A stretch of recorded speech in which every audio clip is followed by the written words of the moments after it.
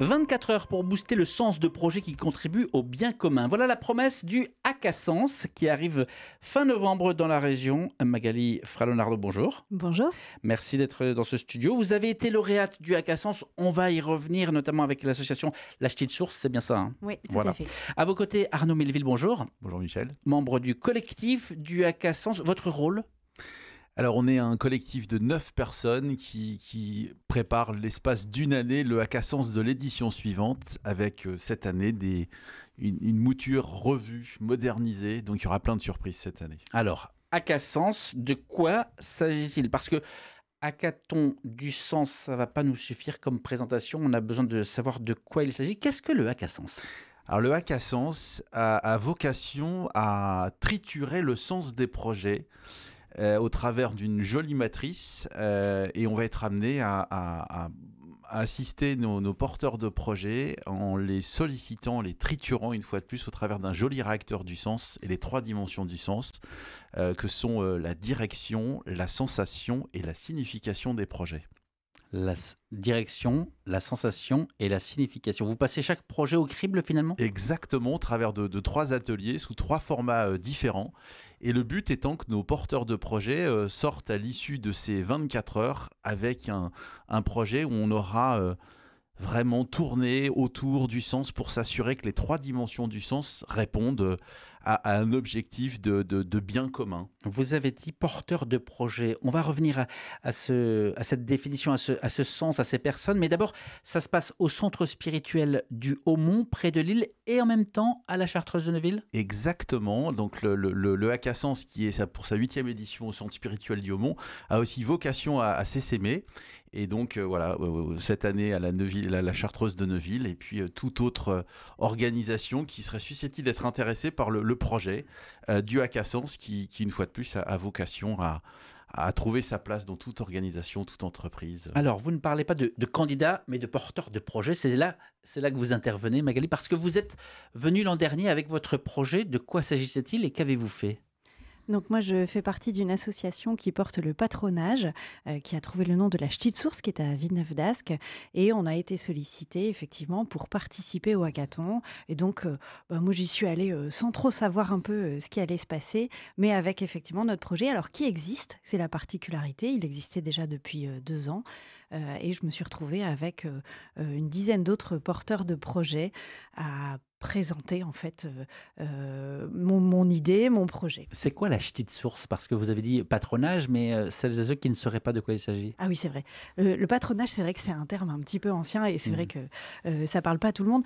Globalement, c'est un mix entre un centre aéré et un peu une structure scout. C'est-à-dire que c'est un endroit où on accueille des enfants. Donc nous, en l'occurrence, c'est tout la journée du mercredi. Donc, on les accueille avec des jeux, des grands jeux à l'extérieur, des moments plus calmes, etc. Donc, quelque chose d'assez classique. Mais la particularité, c'est qu'ils sont encadrés par des ados. Chez nous, on les appelle les grands frères et les grandes sœurs, qui sont eux-mêmes encadrés par des adultes. Des enfants qui n'auraient pas forcément d'activité ces jours-là. Oui, c'est ça. C'est comme, voilà, l'idée, c'est vraiment, et c'était le pitch de l'orientation de notre pitch, c'était dire, on a besoin d'aider les parents et aujourd'hui, la société a plein de manières d'occuper les enfants à notre place et nous, on voudrait leur proposer quelque chose de qualitatif sur la journée du mercredi. Ça veut dire, vous êtes arrivé avec le projet qui existait déjà, que vous portiez, et vous l'avez pitché. Ça veut dire que vous étiez face à un jury. Comment ça s'est passé ? Vous avez parlé 1 minute, 3 minutes, comment ça s'est passé ? Alors, je ne sais plus du tout combien de temps j'ai parlé au début, mais en tout cas, un pitch, c'est court, ça doit être percutant. Et effectivement, on le répète plusieurs fois. Alors moi, j'avais la chance d'avoir, dans mon entreprise, travaillé des hackathons, donc je connaissais l'importance du premier pitch, où en fait, on vient recruter des contributeurs. Donc, on n'a pas de jury, on a une série de personnes qui sont là pour pour poser du temps. Et en fait, chacun vient dire, voilà, moi, je viens avec cette idée, alors qui est plus ou moins aboutie. Nous, elle existait, mais c'est pas grave. Il y a d'autres porteurs de projets qui avaient des idées qui étaient vraiment à l'état d'idées. Et puis, ensuite, les contributeurs viennent se rajouter sur les différents projets pour travailler toute la journée. Arnaud Melville, est-ce qu'il reste encore de la place pour des porteurs de projets qui nous écouteraient ? Oui, il y a toujours de la place puisque, comme l'évoquait Magali, la soirée commence le vendredi à 18 h. Et il y a toujours de la place pour venir pitcher. Ce qui fait qu'à l'issue de cette première soirée, le public est amené entre guillemets, à voter pour les projets qu'ils aimeraient voir émerger. Donc il y a une première sélection qui se fait le vendredi soir, et à l'issue de cette soirée du vendredi soir, 9 projets seront amenés à rentrer dans la matrice du modèle Canva du Hack à Sens et seront portés par les contributeurs de projets. Qui choisit les 9 projets retenus? Le public. Donc c'est ouvert au public, ça veut dire il est possible de venir et d'assister à ces pitchs. Comment ça se passe? Est-ce qu'il faut s'inscrire? On peut s'inscrire effectivement sur hackasens.org et il y a 1001 manières d'y contribuer. On peut à la fois être porteur de projet, on peut être contributeur de projet, on peut être partenaire et sponsor, et on peut également venir participer à la soirée finale qui aura lieu samedi à partir de 18h avec les pitchs finaux des différents projets, et puis également la présence de la Ligue de l'impro de Marc-en-Barreuil qui est amenée aussi à faire une relecture du Hack à Sens. Voilà, donc c'est un moment d'échange, un moment intergénérationnel, et pour la petite anecdote, je pense qu'on avait une famille où il y avait 4 générations qui étaient représentées. Le plus jeune participant avait 12 ans et le doyen en avait 92.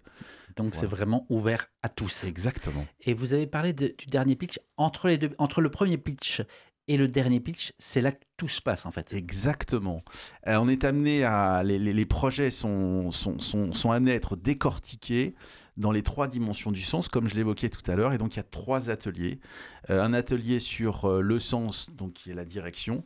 Ensuite, un autre atelier qui sera sur la dimension sensation. Et enfin, le dernier atelier sur la dimension signification.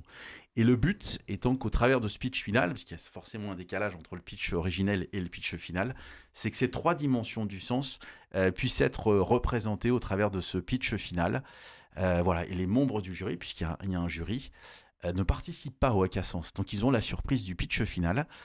Parfois certains demandent à revoir le pitch d'origine pour dire mais quel a été le parcours, et Magali pourra témoigner, il y a une sacrée différence entre le pitch d'origine et le pitch final. Mais le sens, Hack à Sens, le sens, ça peut vouloir dire beaucoup. Qui est finalement juge du sens? Alors, au travers, alors là, il faudrait vraiment rentrer dans la mécanique. Et Michel, je vous invite à nous rejoindre, à vivre au moins l'expérience une fois dans votre vie. Je dirais qu'au travers des 3 dimensions du sens, il y a 4 grandes questions qui se posent. Alors, ces 4 grandes questions, je ne vais pas vous les donner parce que, mine de rien, il faut quand même venir chez nous pour voir à quoi ça ressemble. Et puis, peut-être que ça vous donnera aussi l'envie, ça donnera sans doute l'envie à nos auditeurs de participer au Hack à Sens, et voire même aussi de dupliquer le Hack à Sens dans leurs différents univers, que ce soit l'univers associatif, étudiant, dans le monde de l'entreprise, etc. etc. Parce qu'il est amené, vous l'avez dit, à essaimer. Hein. C'est exactement vraiment dans la racine même du Hack à Sens. Magali, j'aimerais que vous reveniez sur le... Donc, vous avez été primée, vous avez été lauréate, enfin, la petite source, finalement. Oui, oui. Qu'est-ce que ça entraîne? Qu'avez-vous, est-ce qu'il y a un accompagnement, des conseils? Qu'est-ce que ça entraîne? Alors, je voudrais dire d'abord qu'on a tous été lauréats. On a tous eu quelque chose et c'était vraiment du sur-mesure en fonction de ce que le jury avait pu détecter en termes de besoins. Moi, ce que ça m'a surtout apporté, c'est le Hack à Sens en lui-même.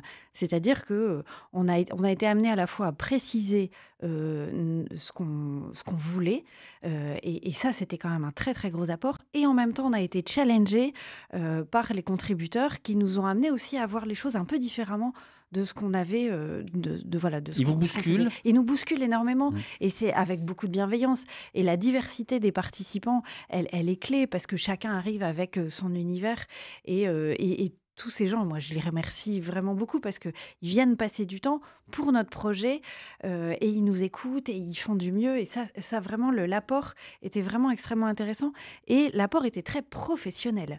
Enfin, voilà, on a travaillé sur des modèles Canva, des démarches de design thinking. C'était vraiment un apport tout à fait intéressant, très, très rythmé, très, très dense. Donc, l'apport, il est vraiment du hackathon en lui-même. Quand on est bénévole comme moi, en fait, on n'y passe pas toute son énergie. Alors que là, d'y passer 24 heures à y penser jour et nuit, parce qu'effectivement, c'est quand même dense, en fait, on fait vraiment, vraiment progresser le projet. Et ensuite, dans les prix, on a eu beaucoup de mise en relation, de la visibilité aussi, avec un passage ici sur RCF, des mises en relation avec des cabinets, avec la Fondation Trail Espérance, avec des associations. Et ça nous a amené vraiment à progresser au fur et à mesure. Mais si je vous entends bien, alors c'est pas dans les phrases que vous prononcez, mais mais on a l'impression que ça ancre le projet, ça le justifie, ça lui donne de la légitimité en fait. Oui, complètement. Vous avez conscience d'apporter ça à ceux qui viennent ? Il y a un esprit à Cassens. Et cet esprit, et là on a eu le plaisir de se retrouver avec Magali, on a eu l'occasion de se recroiser. Et dès lors qu'on a connaissance des projets, on rentre entre guillemets dans une espèce de communauté, dans un écosystème. Et donc on se renvoie les ascenseurs, on communique les uns les autres. Donc il y a vraiment cet esprit et une dimension de communauté. Et on aura tous plaisir à se retrouver parce qu'une fois qu'on a été contributeur ou porteur de projet, on a chaque année plaisir à promouvoir la nouvelle édition et ainsi de suite et ainsi de suite. On a parlé beaucoup de bénévolat. Vous êtes bénévole, mais comment ça fonctionne ? Quel est le modèle ?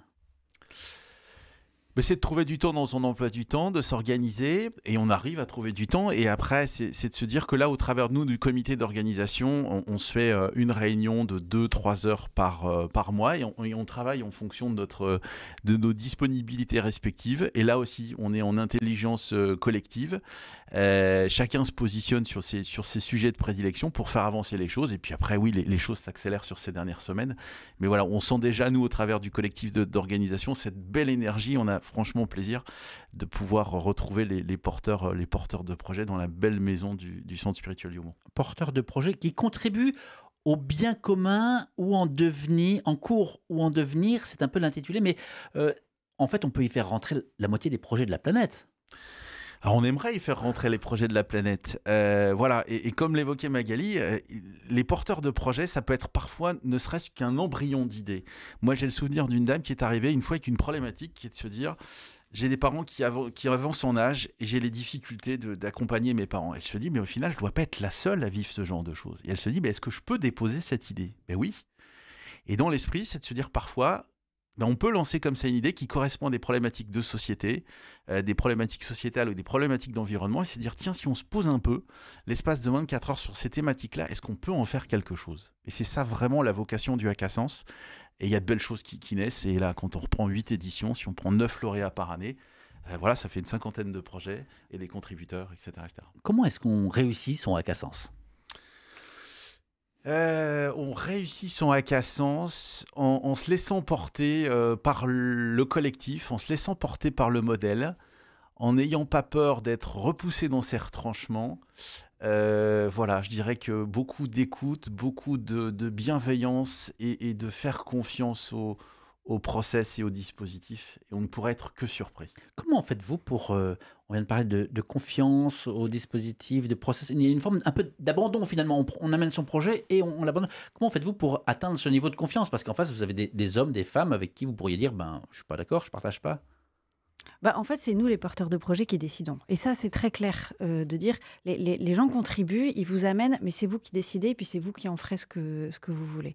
Mais effectivement, le process, il est remarquable, il est dense, tout le monde vient, il y a une énergie collective très très forte.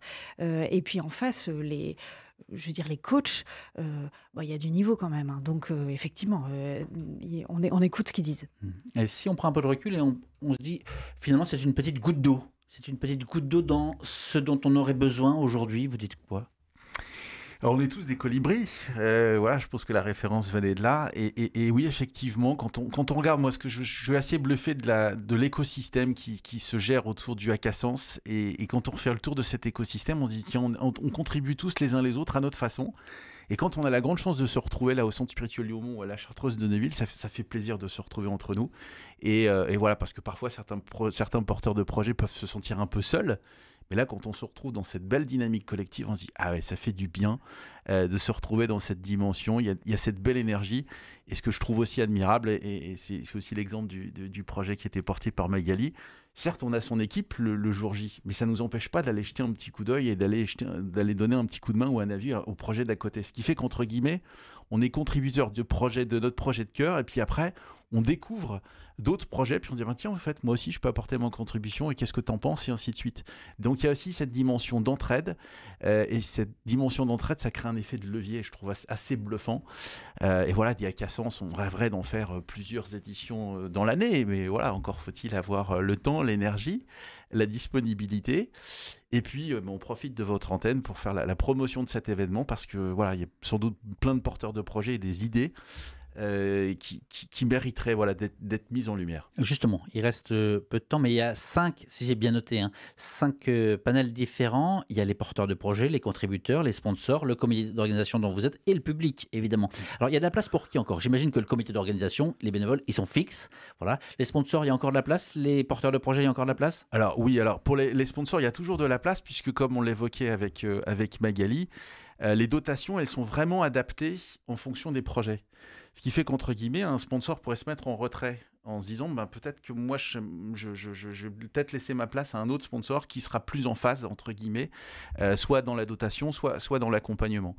Les contributeurs, on aime avoir des contributeurs, renouveler nos contributeurs. Et puis pour la soirée, à partir de 18h le samedi pour les pitchs finaux, le centre spirituel du Haumont est grand, il y a de la place pour recevoir 200, 300 personnes. Donc tout le monde est le bienvenu. Merci beaucoup Arnaud Melville. Magali Flamardo, je vais vous laisser le mot de la fin. Donc, si on prenait un tout petit peu de recul sur ce que vous avez vécu à travers ce Hack-à-Sens, comment est-ce que vous décririez l'aventure?